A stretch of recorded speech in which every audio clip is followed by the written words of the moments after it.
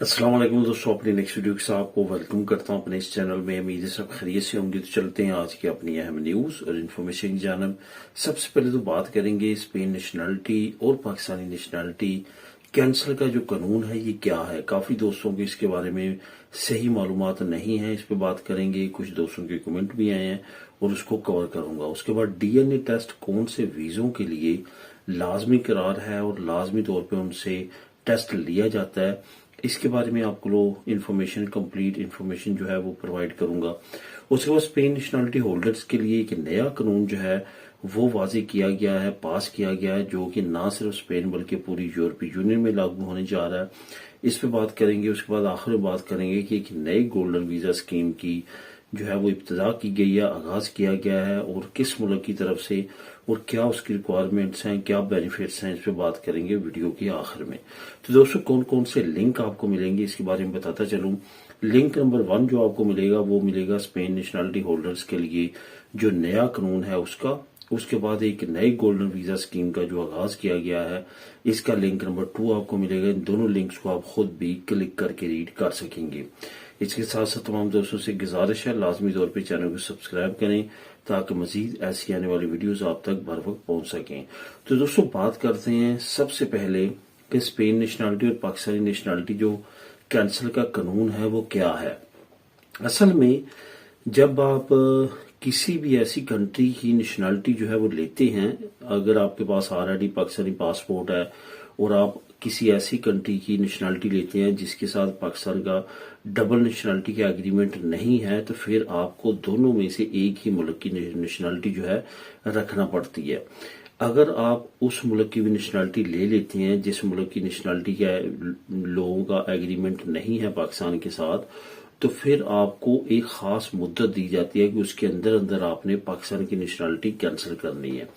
और पाकिस्तान की तरफ से जो मुद्दत है वो है 2 साल, यानी कि 2 साल जैसे आपको स्पेन की नेशनलिटी मिलती है या पुर्तगाल की नेशनलिटी मिलती है, तो फिर आपको 2 साल के अंदर अंदर जो है वो पाकिस्तान की नेशनलिटी छोड़नी है। मैं पुर्तगाल क्यों कह रहा हूँ, क्योंकि पुर्तगाल भी ऐसा कंट्री है जिसका अभी तक पाकिस्तान के साथ डबल नेशनलिटी का एग्रीमेंट नहीं है।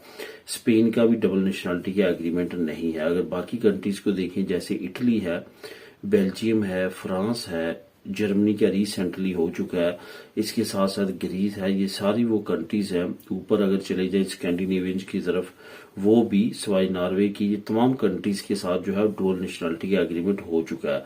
इवन नॉर्वे के साथ भी जो पिछले साल था वो एग्रीमेंट आखिरी मराहल में था और आने करीब वहां के रहने वाले जो है वो भी डबल नेशनलिटी रख सकेंगे।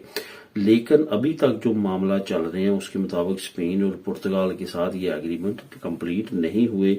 इस वजह से हम पे 2 साल का कानून लागू होता है कि जैसे हम पुर्तगाल या स्पेन की नेशनलिटी लेते हैं तो हमने 2 साल के अंदर अंदर पाकिस्तान की नेशनलिटी छोड़नी है। अब यहाँ पे बात करते हैं कि इसके बारे में स्पेन का कानून क्या कहता है। स्पेन का कानून ये कहता है कि जैसे आपने स्पेन की नेशनलिटी ले ली, अगर आपकी कंट्री के साथ डबल नेशनलिटी का एग्रीमेंट स्पेन का नहीं है, जो कि बहुत कम कंट्रीज के साथ है, और अगर डेवलप्ड कंट्रीज की बात करें तो उसमें स्पेन वाहिद कंट्री ऐसा होगा जिसका सबसे कम कंट्रीज के साथ डुअल नेशनलिटी का एग्रीमेंट है। इन्होंने अपनी जो साबका कॉलोनीज रह चुकी हैं साउथ अमेरिकन रियासतें, उनके साथ एग्रीमेंट किया है। इसके साथ साथ जो एशिया में एक मुल्क पे इन्होंने हुकूमत की है, फिलिपाइन पे, उसके साथ इनका एग्रीमेंट है। इसके बाद जो है वो दूसरे एशियन कंट्रीज के साथ किसी के साथ भी इनका डुअल नेशनलिटी का एग्रीमेंट नहीं है।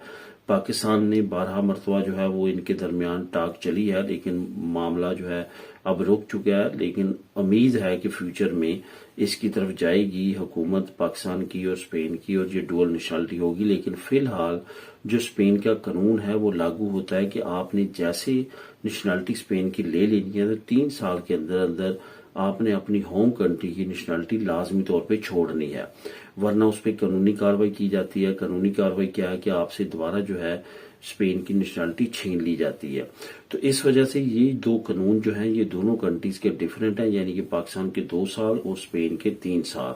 इसके अंदर अंदर आपने लाजमी तौर पे नेशनलिटीज को सरेंडर करना होता है, छोड़ना होता है, और उसके बाद अपनी जो नेशनलिटी रखनी है उसको आप कंटिन्यू कर सकते हैं। इससे रिलेटेड अगर आपके जहन में कोई क्वेश्चन हो तो लाजमी तौर पे आप नीचे कमेंट कर सकते हैं। अब दोस्तों बात करते हैं डीएनए टेस्ट की। डीएनए टेस्ट में भी काफ़ी दोस्तों को कन्फ्यूजन है। काफ़ी दोस्त ऐसे हैं जो ये कहते हैं कि वर्क परमिट जो हम भेज रहे हैं उस पे डीएनए टेस्ट होगा नहीं होगा। यहाँ पे मैं वो वीज़ों की आज बात करूंगा जिन पे लाजमी तौर पे एम्बेसी ने टेस्ट जो है वो कर दिया है। लाजम आपको टेस्ट करवाना पड़ेगा। उसकी वजूहत आपको मैंने कई मरतबा बताई हैं कि कुछ ऐसे गैंग्स थे जिन्होंने इलीगली काफ़ी ज़्यादा काम किया और काफ़ी ज़्यादा उसके जो है वो 2 नंबरी करके वीज़े लगवाए हैं जिसका उनको इल्म हो चुका था। उसके बाद उन्होंने डीएनए टेस्ट जो है वो रिलेशन बेस्ड जो वर्क परमिट है उनके लिए भी लाजमी करार दे दिया है। रिलेशन बेस्ड कॉन्ट्रैक्ट कौन कौन से हैं या वो कॉन्ट्रैक्ट वर्क परमिट कौन से इशू होते हैं जो ओवर एज बच्चे हो जाते हैं और बाकी फैमिली सारी स्पेन जा चुकी होती है, लेकिन कुछ बच्चे जो हैं खैर वो गैर शादीशुदा हों या शादीशुदा हों वो पीछे रह जाते हैं। उनको बुलाने के लिए जो है वो वर्क परमिट इशू किया जाता है। वो वर्क परमिट जो है उसकी रेशो पहले सक्सेस रेशो 100% के करीब थी, लेकिन बाद में अब जब फ्रॉड वगैरह हुए हैं तो उसके बाद जरा कमी आई। लेकिन अब दोबारा डीएनए टेस्ट शुरू होने के बाद दोबारा से उसकी रेशो जो है वो काफी अच्छी जा रही है। लेकिन उसका जो अरसा है वो तकरीबन वीजा जो फैमिली वीजा है उस जितना होना शुरू हो चुका है। पहले इतना ज्यादा टाइम नहीं लगता था लेकिन उसका भी अब ज्यादा टाइम लगना शुरू हो चुका है। अब यहाँ पे आपने जहन में रखना है कि जो फैमिली वीजे हैं अगर आपके बच्चे हैं तो लाजमी तौर पे डीएनए टेस्ट हो रहा है। अगर आपका रिलेशन बेस्ड वर्क परमिट है, आप अपने किसी बेटे बेटी को बुलवाना चाहते हैं रिलेशन बेस पे, वो ओवर एज हो चुका है, बाकी फैमिली सारी स्पेन शिफ्ट हो चुकी है, तो उसके लिए भी डीएनए टेस्ट जो है वो लाजमी है।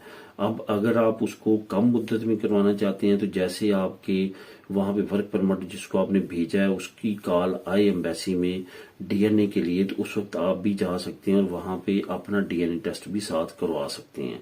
इसी तरह से फैमिली वीजा से रिलेटेड है।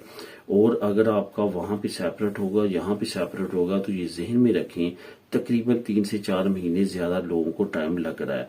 उम्मीद है कि आने वाले वक्त में ये टाइम में कमी आएगी, लेकिन फिलहाल इतना टाइम लगना शुरू हो चुका है। अब दोस्तों बात करते हैं कि स्पेन नेशनलिटी होल्डर्स के लिए कौन सा नया कानून है जो कि ना सिर्फ गैर मुल्की नेशनलिटी होल्डर्स के लिए बल्कि जो यहाँ के लोकल लोग हैं उनके लिए भी इसके साथ साथ जो है पूरी यूरोपीय यूनियन में ये जो कानून है ये लागू होने जा रहा है। असल में यूरोपीय यूनियन ने ये तय किया है कि आने वाले वक्त में तमाम यूरोपीय यूनियन के जो लोग हैं उनको एक तरतीब दी जाएगी ताकि आने वाले वक्त में फ्रॉड्स और प्रॉब्लम जो है वो कम से कम हो सकें।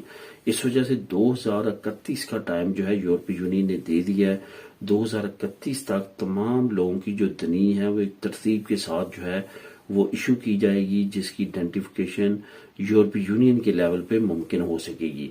ये कानून बाकायदा तौर पे इम्प्लीमेंट करने के लिए तमाम ममालिक में अनाउंसमेंट की जा रही है और इस न्यूज को अवाम तक पहुंचाया जा रहा है। जो नीचे मैं आप लोगों के लिए लिंक लेके आया हूं, लिंक नंबर 1, वहां पे आप क्लिक करेंगे तो वहां पे आपको ये तमाम मालूमात इंफॉर्मेशन मिल जाएगी कि किस तरह से यूरोपीय यूनियन नए दनी जो कार्ड है वो इशू करेगी, उसकी रिक्वायरमेंट क्या होगी और कौन से लोग हैं जिनको प्रेफरेंस दी जाएगी। जो डिसेबल लोग हैं इस तरह की कैटेगरी में आते हैं उनको सबसे पहले वो जो है वो उनके रिन्यू किए जाएंगे और उसके बाद जो है बाकी कम्युनिटी के रिन्यू किए जाएंगे। इसके बारे में मजीद मालूमात अगर आप जानना चाहते हैं तो लिंक नंबर 1 नीचे क्लिक करके खुद भी रीड कर सकते हैं। अब दोस्तों आखिर में बात करते हैं गोल्डन वीजा स्कीम की। एक अहम मुल्क ने, जिस मुल्क में सबसे ज्यादा हमारी कम्युनिटी रहती है यूरोपीय यूनियन में, जैसे कि आप जानते हैं वो इटली है और इटली ने एक बड़ी बिग अनाउंसमेंट की है। जैसे कि यूरोपीय यूनियन ने पहले गोल्डन वीजा स्कीमों पे पाबंदी लगाई थी लेकिन अब उन्होंने उसकी कैटेगरी थोड़ी सी चेंज करके वो अनाउंस की है। इन्होंने क्या किया कि गोल्डन वीजा स्कीम नए सिरे से लॉन्च किया लेकिन अब वो पीआर नहीं देंगे।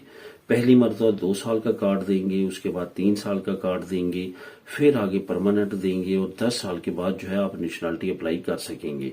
तो ये गोल्डन वीजा स्कीम में तब्दीली करके उन्होंने लॉन्च कर दिया जिसमें कम से कम 2.5 लाख यूरो जो है आपकी इन्वेस्टमेंट होनी चाहिए।